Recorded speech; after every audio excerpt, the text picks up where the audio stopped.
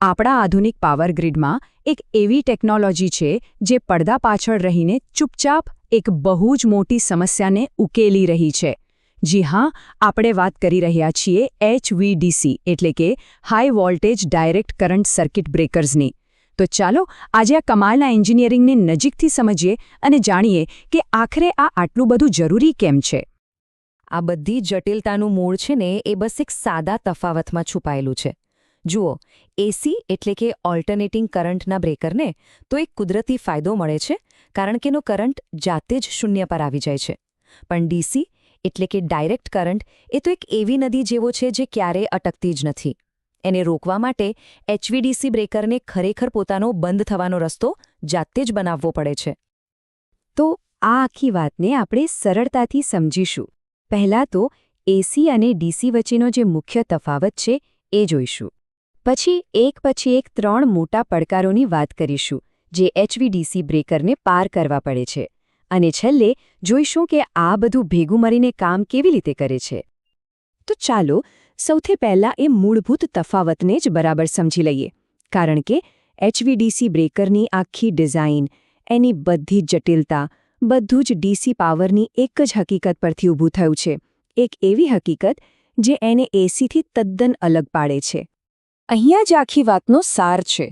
AC current એક લહેરની જેમ ઉપર નીચે થયા કરે છે અને દરેક ચક્કરમાં 2 વાર એ શૂન્ય પર આવે છે.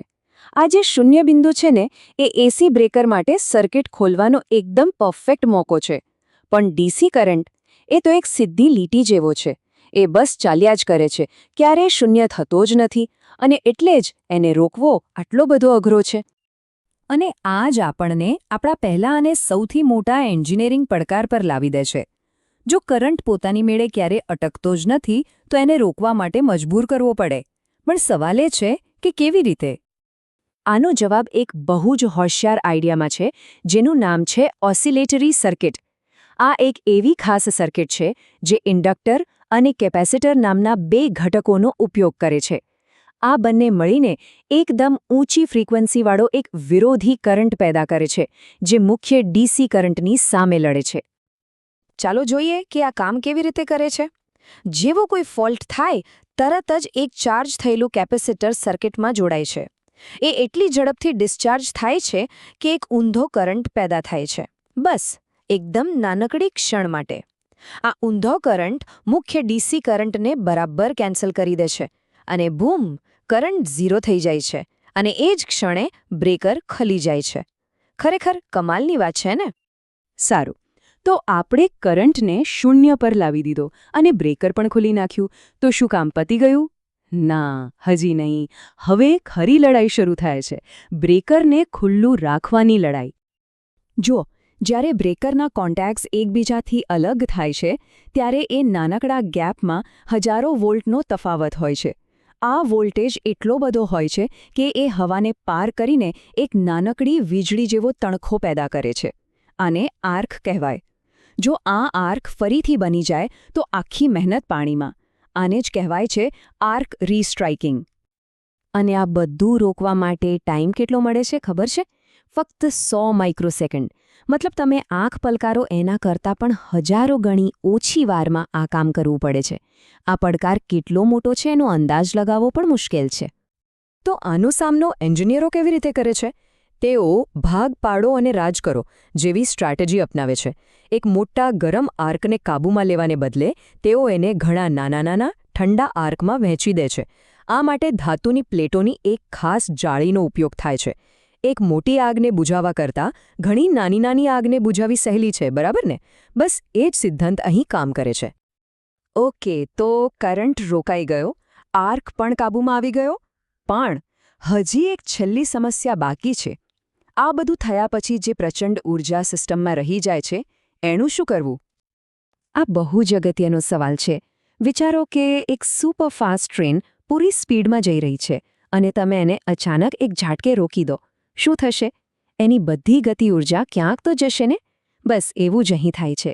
જ્યારે કરંટ અચાનક અટકે છે ત્યારે તેની ચુંબકીય ઊર્જા જોખમી ઓવરવોલ્ટેજમાં ફેરવાઈ શકે છે, જે આખી સિસ્ટમને ઉડાવી શકે છે. અને આપણે કોઈ નાની સૂની એનર્જીની વાત નથી કરી રહ્યા. આ આંકડો જુઓ, 1 મિલિયન જૂલ કરતાં પણ વધારે. આટલી બધી ઊર્જાને જો સુરક્ષિત રીતે કાબૂમાં ન લેવાય તો શું થાય એનો અંદાજ લગાવી શકાય છે? તો આ કામ માટે એન્જિનિયરો પાસે ખાસ ટૂલકિટ છે. એમાં ખાસ રેઝિસ્ટર્સ અને ZNO એરેસ્ટર્સ જેવા ઉપકરણો હોય છે. આ ઉપકરણો એક સેફટી વાલ્વની જેમ કામ કરે છે. જેવી વધારાની એનર્જી આવે એને તરત જ શોષી લે છે અને પછી એ એનર્જીને ગરમીના રૂપમાં હવામાં છોડી દે છે. સિમ્પલ અને એકદમ અસરકારક. ચાલો હવે આ આખી વાતને એક સાથે જોડીને જોઈએ.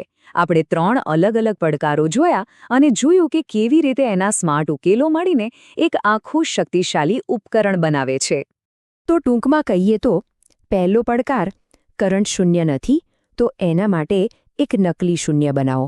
બીજો પડકાર વીજળીનો તણખો પાછો આવે છે એને નાના ટુકડાઓમાં વહેંચી દો.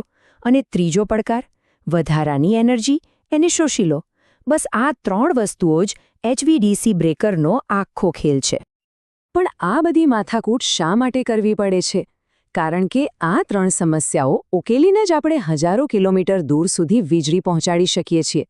આના કારણે જ આપણે રણમાંથી સોલર એનર્જી કે દરિયામાંથી વિન્ડ એનર્જી જેવા સ્વચ્છ ઊર્જા સ્ત્રોતોને આપણા શહેરો સુધી લાવી શકીએ છીએ. તે ખરેખર આપણા પાવર ગ્રીડની કરોડરજ્જુ જેવો છે. તો હવે આગળ શું?